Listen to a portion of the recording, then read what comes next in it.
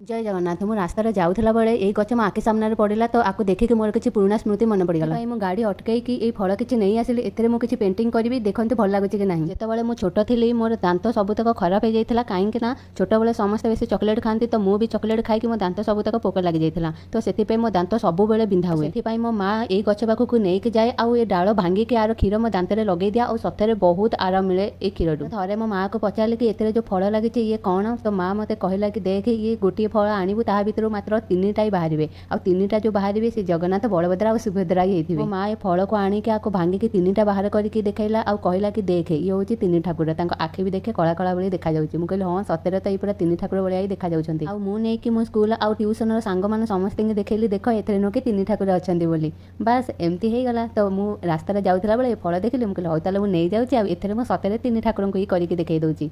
आपण मैंने कमेंट करी कहतु कि केमिति लागला बोली। जय जगन्नाथ।